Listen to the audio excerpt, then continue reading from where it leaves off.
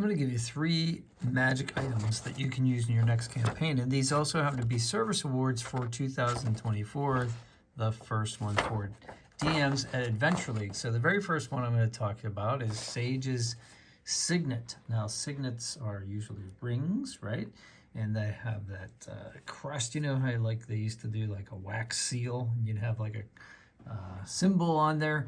Well, that's what this is, and it's from the Book of Many Things, and here it says, "This gilded ring bears beautiful engraving and is imbued with powers of keen wisdom and foresight.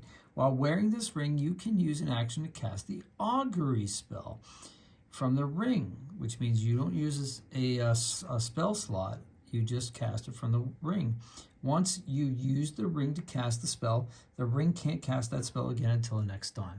6 varieties of Sage's Signet ring exist, each with a different signet. See the table below. A ring signet determines its rarity as well as the additional spells it can cast.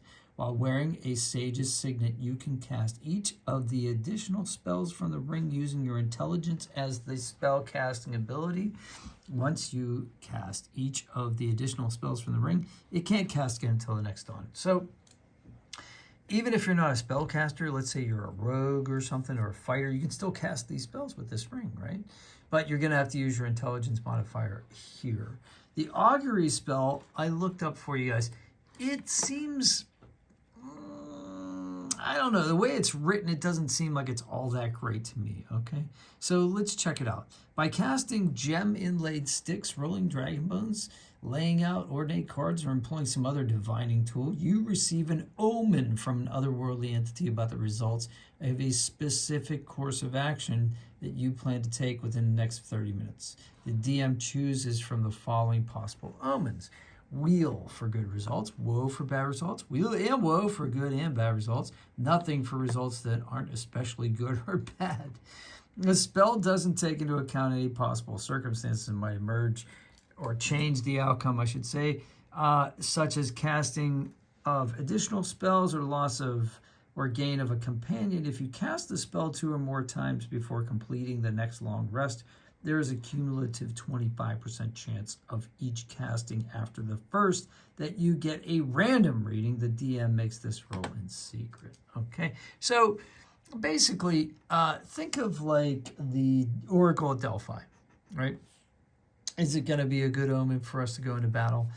Maybe. Or the augury. What augury actually comes from is the ancient Romans, like cutting open animals and reading their entrails, and also looking at things in the sky and determining like clouds and rain, and it's a very strange thing. So it's not very accurate. Even in D&D, they're saying that it's kind of it's like the magic 8-ball. Some signs point to yes. Murky at this time, ask again later, right? So let's look at some of the other spells that you can cast using this for the signet ring, for like the specific rings. So there's 6 different ones, right? So the bear is very rare, that rhymes, and you can use this spell to use enlarge, reduce, or polymorph. That is huge. I mean, you can like change into creatures. You can make yourself larger or smaller if you want to get like under a door or through a lock, or you make yourself larger if you just want to like intimidate your enemies, that sort of thing. That's pretty amazing. The signet that has a heart on it is also very rare, and you can cast Aura Vitality or Cure Mass Wounds. That's pretty amazing.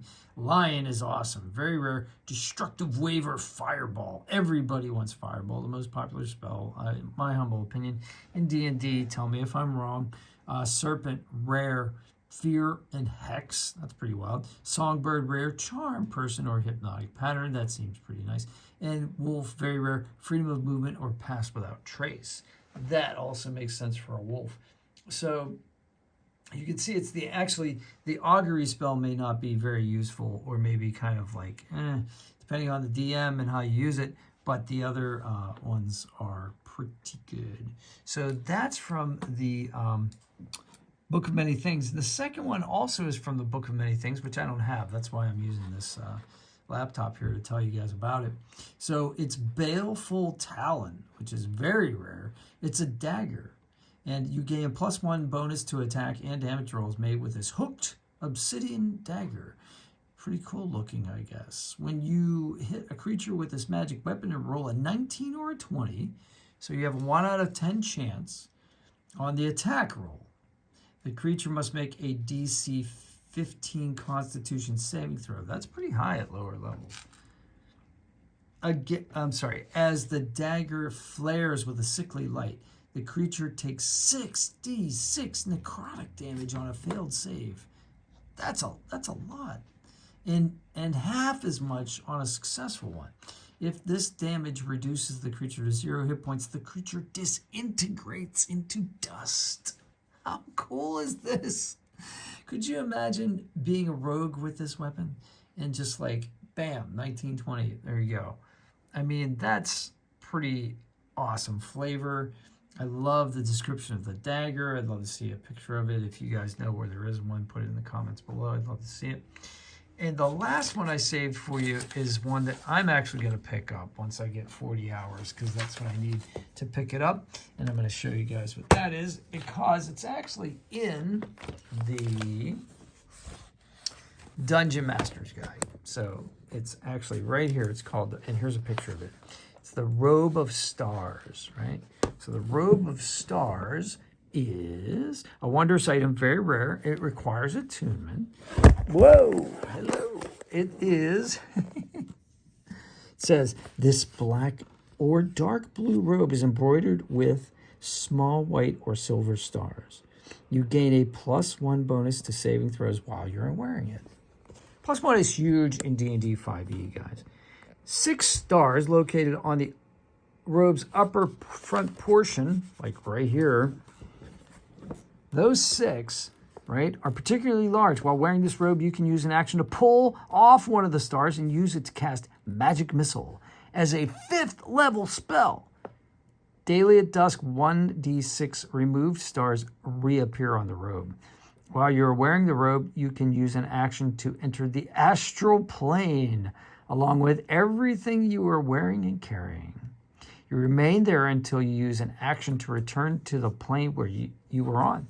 You reappear in the last space you occupied, or if that space is occupied, the nearest occupied space. So you don't glitch into a creature if you come back.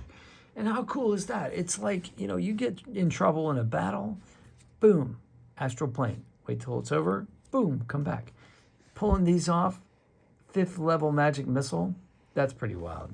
So, I mean, does that actually mean, it says you cast the magic missile, you cast magic missile as a 5th level spell. When you cast magic missile, usually you get 3 missiles. So I'm wondering if you actually have 18 of these 5th level missiles that you can cast while wearing this by pulling one of these off, or all 6 of them.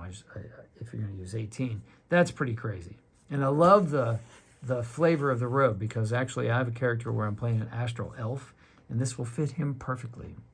All right, if you have any questions or comments, put them below. Thank you for liking the video and subscribing. And I gotta tell you, I really like doing these, and I'm learning a lot. So I might do some more of these magic item things. And if anybody's out there, it's a DM wants to collaborate, I've been interested in collaborating with some YouTubers that do D&D. So give me a buzz, and I'll talk to you on the next one. Have a great day.